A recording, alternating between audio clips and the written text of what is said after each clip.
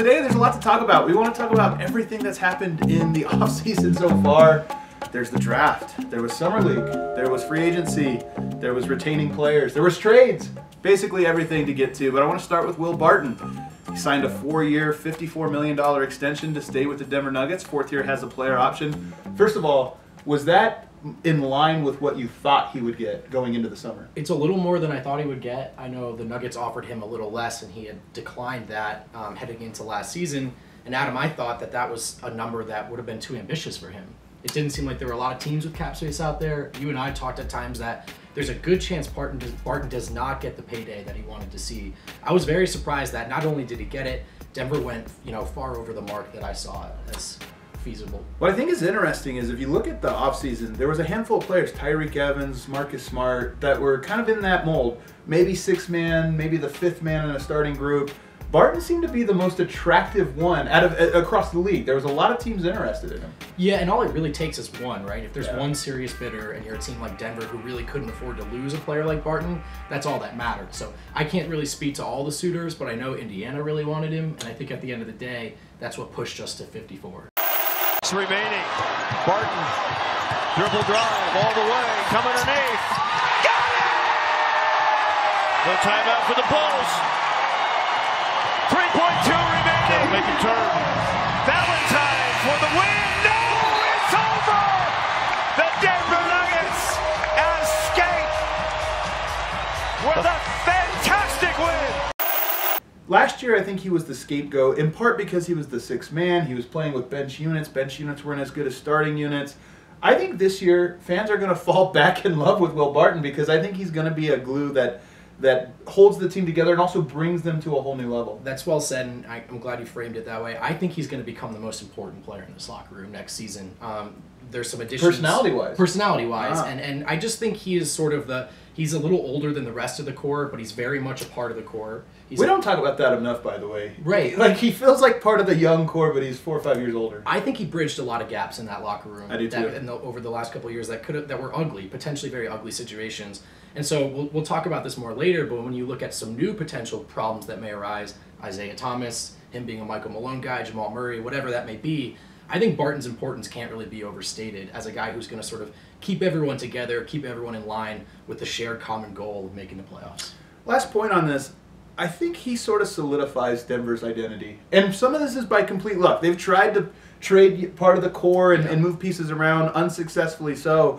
But Denver has a team, and I've written about this, I've podcasted about this, they have a team of underdogs. And I think in many ways, Will Barton sort of embodies all of those different things. He was a 2nd-round pick. He was at the end of the bench in Portland. He came to Denver. And I think if you look at Denver's roster and what they've done in the Tim Conley era, they've rewarded loyalty. Yep. They've rewarded guys that have bought in, and they've tried to build around these pieces. And I think he's a big part of that, and he sort of embodies all those things. No, I agree. So Jokic is the face of the franchise, right? For sure. He's the best player on the team. But Barton is the face of this movement. It's the heartbeat. Yeah, no, and he's sort of in the middle of that Venn diagram, right? Of guys who have something to prove, but guys who have also done a lot for this organization, who have proved themselves, and it shows Connolly and Co.'s willingness to reward them. So I think he's almost the poster child for the way they'd like to see all these careers go in Denver. Jokic rolled. Such an eager passer. Still has his dribble. LeBron James digs in defensively. Jokic, slow dribbling, hooks it up and in. Crowd loved that one. Let's talk about Nikola Jokic, because he also signed a contract extension, 5 years, $148 million.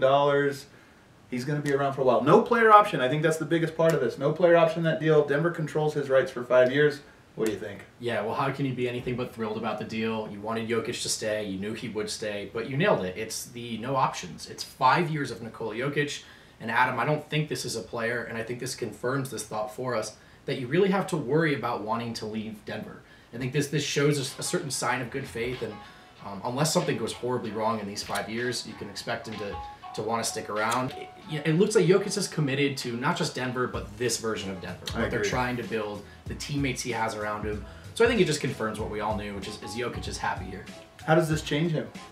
Yeah, that's the real question. I don't know if it's going to change. He was making like $1.5 million last year. He'll make that in a week. I love how we all joked on the internet that he was going to buy a horse. And he did. The first thing he did was buy a new horse. Shouts to Bella Marguerite. It's a great name. I don't know if it's going to change him off the court or anything like that, but I think the more interesting question, Adam, is will it change how he's perceived in that locker room, how he carries himself in that locker room? We know there's always been a disconnect between him being the best player and him being the loudest voice and the most important presence. I think things changed for him down the stretch last year, not so much in the locker room because he was the same goofy guy, but I think on the court there was just an air of seriousness about him that I hadn't seen in the previous 3 years, and I think just an understanding of the responsibility. So I am interested in that. I also wonder how fans will look at him because he has been the lovable underdog to this point. When you make $148 million, you're no longer an underdog. Yeah, that's true. And you've talked about this a lot. Like, it's fun when you're the fun team with the extended timeline and the bright future, but how quickly that changes. And I think it changes for Jokic right away. Now that you're paid, the expectations are here. I expect Denver to be fine this season. But Adam, if they're not, right, let's say they miss the playoffs by 1 game or something, all of a sudden Jokic is a guy who becomes a scapegoat. What do you think his stat line's going to look like next year? 20, 12, and 7. I love that. So close to what I had. I had 20, 10, and 7. And I don't know why his rebounds would go down. He always rebounds well. So if you look at his statistics over the last 41 games of the season, he averaged 21, 11, 7 on 55, 45, 85 shooting. That's half of the season. Unbelievable. I actually think Nikola Jokic next year, with the addition of Isaiah Thomas, with improvements from Jamal Murray, I think he's going to be getting easier looks at the rim than he did last season. I think his efficiency numbers will rise again. I agree. I think the spacing will be even better with Barton out there. I think a lot of assist opportunities will be converted, which weren't last season. And I think maybe the biggest thing, Adam, is what kind of impact IT has on him. This is a guy who can operate out of the dribble handoff as a ball handler in the pick and roll. We know that Jokic, his numbers out of the short roll went down big time without Jameer last season. So maybe that helps a lot. Either way, I expect another big jump for the Joker. If I told you 21 points, 11 rebounds, 7.5 assists, which one of those do you think is most likely to be underselling him next year? 21, 11, 7.5. 7.5. You think he's more likely to have 8 or more assists? I know that sounds ridiculous. I don't think he's going to score more than 20. I don't think he's going to score more than 20 a game yet. Yeah. I don't think he's there. And who knows if he will be. And with a full season of a healthy Millsap, maybe the rebounds are, spread out a little differently. But yeah, he could average 8 or 9 assists, man. The crowd on their feet. Thomas can't get the shot off. Crowder checks the clock, gets it to Isaiah. Deep 3. Oh! 50 points for Isaiah Thomas. Wow! Let's talk about the Isaiah Thomas deal, because that's kind of the big free agent acquisition. Were you surprised by this? I was very surprised. I didn't really, until a couple days ago, you and I had heard this deal might happen, but prior to that, it was not on my radar at all. At all. But it kind of makes sense. It makes me wonder why it wasn't on my radar. I guess because I didn't think he would sign for the veteran minimum. That's it for me. I didn't think that he would be available at such a price. It's all about risk profile, right? So, does Isaiah Thomas help the Nuggets off the bench?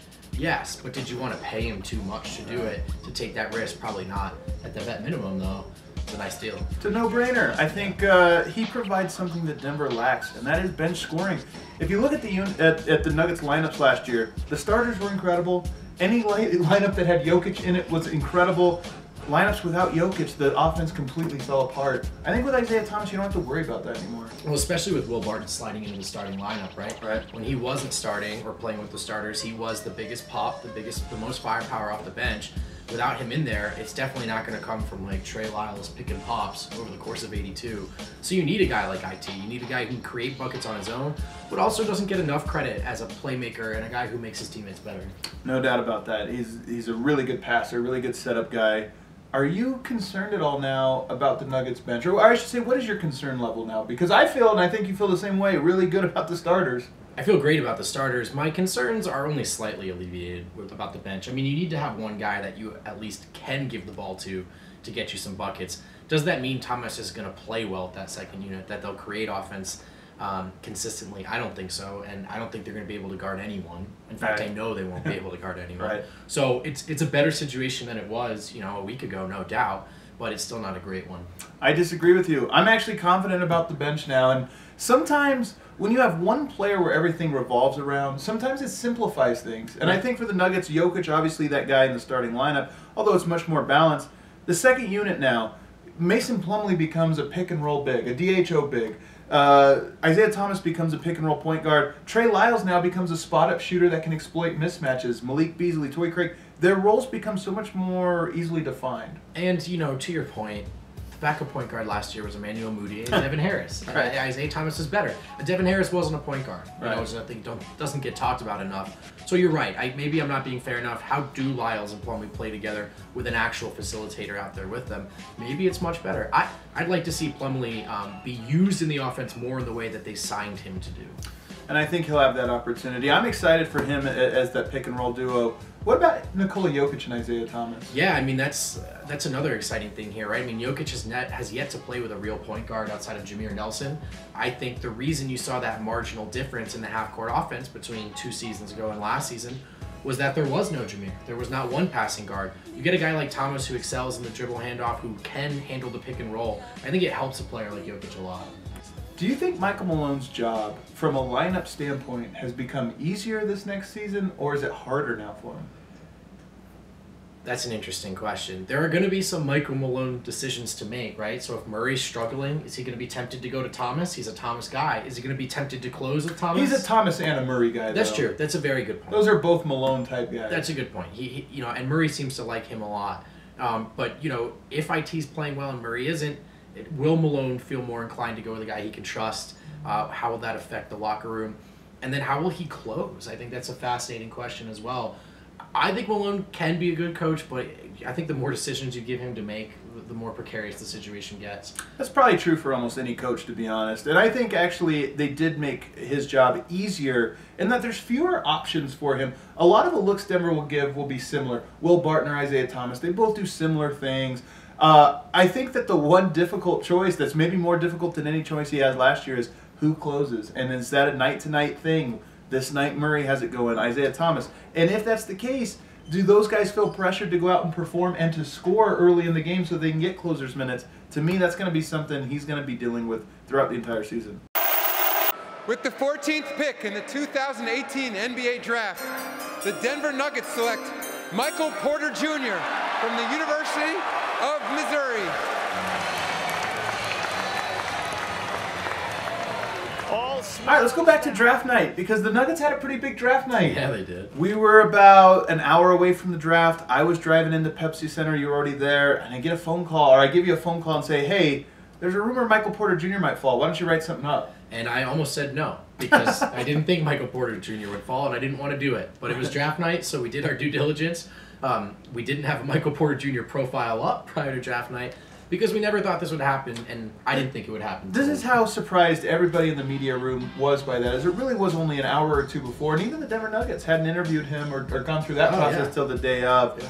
What do you think, though? Now that you had some time to digest, what are your thoughts about the addition of Michael Porter Jr.? Well, let's start with the positive, right? I mean, if he's 80% of what they thought they drafted him to be, then they've got a star. They've got a fourth star, and they've got one that fits the timeline with their other three. So it's a home run, right? It puts them in a position to contend 2-3 years down the line as well as anyone. Yeah, I think so too. Obviously, the concerns with the injuries are very real. You know, he might never get on the court, but I think that it was worth the risk, and Denver was uniquely positioned to be able to take that. And I'll tell you what, it's given me a bit of a shot in the arm with this Nuggets just enthusiasm, because I think we saw Denver developing into this very good team. I think playoff caliber team with a lot of upside. But you always need you always need more and more and more in today's NBA, and Michael Porter Jr. represents that. He adds a whole nother level of potential for this Nuggets roster that really makes their upside, if everything breaks right, a contender. Absolutely. That was the missing piece, right? They were another star away, but how are they going to fit that in with their financial situation? The cap sheet was a mess. Well, here's one way. You take a home run swing at 14. And I don't think you can do that at 8 or 9. I think you have to at 14. So there are a lot of ifs, a lot of obstacles to be cleared. But for now, I think you're right. The only right reaction is to be enthused. Another guy Nuggets took in the draft in the second round, Jarred Vanderbilt out of Kentucky. I really like this guy's game. I'm excited about him. Another injury concern because he had the broken foot and the foot surgery. Right. But he's a guy that I think is going to come in and make an impact with the Nuggets. He's a guy that I think the coach and the fans are going to love. He's like a Fareed if the foot was really always on the go pedal. A little more skill. I think maybe a smarter player. But he's just a terror streaking up and down the court. Can defend it multiple positions. And is going to be the best rebounder on the team if he's healthy. I think one of the things that this draft did, if you look at last year's draft, you get Tyler Lydon. Yeah, he's kind of like Juancho Hernan-Gomez. You even get Jamal Murray. He's kind of like Gary Harris. Yeah. They're similar. Michael Porter Jr. is so different than anybody on the Nuggets roster. Jarred Vanderbilt's so different than anybody else on the roster. So it gives the Nuggets a new look. In addition to more talent, it just gives them a new look that they can offer. And with Vanderbilt, Adam, I was watching the playoffs, looking at all these long switchable bodies, thinking that Denver doesn't really have any of those guys. Maybe Craig, maybe Chandler. We know Chandler's gone. Vanderbilt is that dude. He's a prototype forward for the modern playoff series. So if he's healthy, if they can get to that point, he's going to help them along. What are the odds that Denver found their starting five, not just for now, but for the future, with Michael Porter Jr., Jarred Vanderbilt, potentially the small forward, power forward of the future? I think health is really the only obstacle. I mean, if these guys are what we hope them to be, what Denver drafted them to be, then yes, that's not just a starting lineup. That's a damn good one for years to come.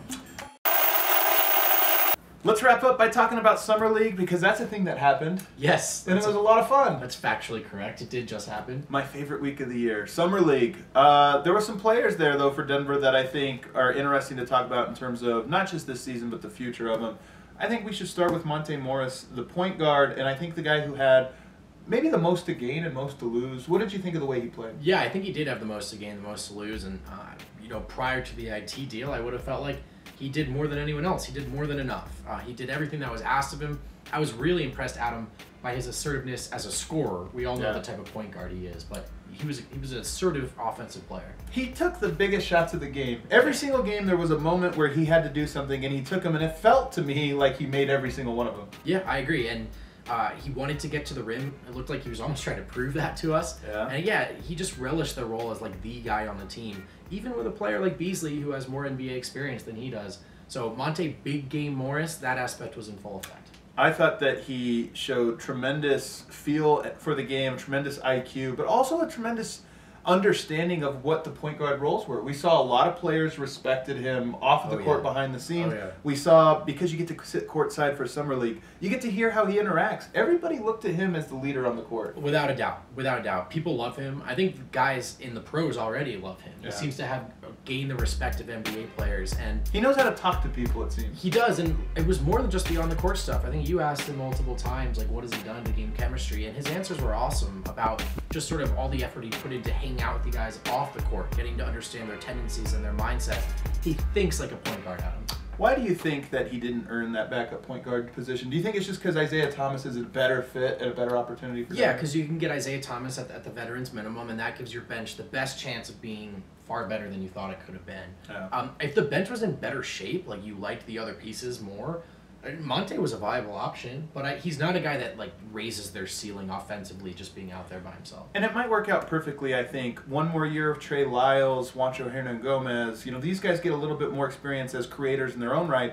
Now Monte Morris, I think, can run that second unit, and maybe a year's time from now, we'll be talking about him as a long-term piece. I also feel like he'll get opportunities this year. Isaiah Thomas, Jamal Murray probably missed some time in their injury, foul trouble, different things. And darkest timeline, if the IT stuff is a disaster, if he doesn't appreciate his role, he's an easy wave, and Monte fills that slot. So it's a good position to be in, but I do feel a little bit for Monte. He did everything that was asked of him and more. Everything and more. All right, another guy who had a lot to gain, a lot to lose, Malik Beasley. This was his second Summer League, but it was his third opportunity. He missed the first year because of injury. What did you think of him this time around? Well, he was a good player, right? He stood out in Summer League, but also, the expectations game is what's important here, and he should have stood out. He's a talented player who caught NBA minutes last year. So, did he stand out in the right ways? I know that he can run up and down the court, defend like a terror, throw down tomahawk dunks. He was jumping higher than I've ever seen. It should be noted. His body looks incredible. He looked like one of the best athletes in Summer League. Without a doubt. But, I think we were looking to see some specific improvements in terms of maybe decision-making and thinking the game through. instead of just trying to impress us with each play. I think he's a guy that has attack on his mind at all times, and it comes across, and that's a great thing. I think that's a hard thing for players to develop, but you also have to have a limit to that and understand the moments, and that's the thing that in 3 years I feel like he's still kind of working to figure out. Yeah. And in the role he's going to have on the actual Nuggets roster, he can't be an attack. He has to pick his spots. Although, for what it's worth, I think he sort of relished this role of the relative veteran and the NBA guy on the summer league team. So he may have been approaching this differently. I don't think he's going to be looking to sort of prove himself on each and every fast break when he plays with the Nuggets, but could be wrong. It's the tough part about evaluating him. Tyler Lydon, another Nugget, coming back from injury. What did you see from him? Well, he looked like a smart basketball player, right? I mean, he was in the right places. He held his own defensively more than I anticipated.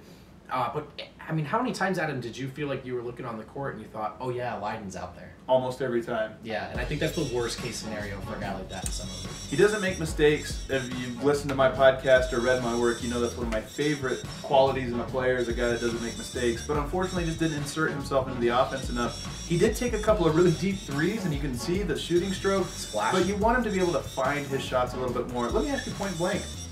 What's your optimism level for Tyler Lydon ever being a part of this team? It's pretty low. There's just guys ahead of him. I mean, he could crack an NBA rotation. If you're tall and you can shoot, you got a chance, right? Yeah. So even if it's not with the Nuggets, he may still have a future. But there's too many guys ahead of him, and he just didn't stand out enough in summer league. Whether it's fair or not, he had to. I thought. You know who did look good? Vlatko Cancar. Vlatko Cancar. This guy's an NBA player. He was the perfect summer league storyline. When we showed up, what's the homie on Philadelphia dropped 40 points in the first game? Furkan Korkmaz. That's right. Got it. He scored 40 points, and I'm thinking, what a summer league storyline. This is the type of thing that would probably not happen to the Nuggets. And I was very pleasantly surprised because we got Vlatko. We got Vlatko. Now he's not coming over this year, No. but the guy's an NBA player, man. I think he's a guy that Denver is going to either bring over, or at least he's going to be on the radar to bring over next season. He was that good to me. Would you agree that outside of Monte, he was maybe the most impressive player on the Nuggets roster? I think there's no question about it for me. I mean, the guy really stood out, and he really looked like a guy I would feel comfortable giving 15 minutes a game for right now. Honestly, he seemed like a low mistake type of player. But also for me, when it comes to summer league evaluation, you're looking less at stats and more at, okay, how did they move compared to other players physically, and what were their instincts? I thought he checked both of those boxes. He looked good. I'm on board the Vlatko hype train. Me too, man. Me too. He's a better defender than I thought. He's bigger than I thought. He's a better shooter than I thought. He's more confident on the court than I thought. Michael Porter Jr.'s understudy for years to come. If not a threat. Ooh, I like it. You heard it here first. You heard it here. Oh my God, I can't get on board that take. Let's wrap it up here, though. It's not a good one. Yeah. Let's wrap it up here, though. This was your first summer league. I always say it's one of my favorite weeks of the year. I've called it the Comic-Con for basketball nerds. What'd you think your first time around? Yeah, it was. I was like really excited to see just how nerdy this community was, and it was like far worse than I thought. It's pretty incredible to see the people behind these charismatic handles and avatars really are kind of some derpy dudes. But that's great, actually. It made them more likable, and everyone was super fun to be around. What a week. And you get to sit courtside for NBA games. There's all kinds of crazy stuff going around. There's famous people. There's Woj's around getting secrets. I mean, you and I are a little used to seeing people now, right, because of our credential. But if you're a fan and you go to Summer League, you're just going to see dudes walking around at the hot dog stand, right, at the concession stand, more than you would in a normal NBA environment. So basketball nerd heaven for sure.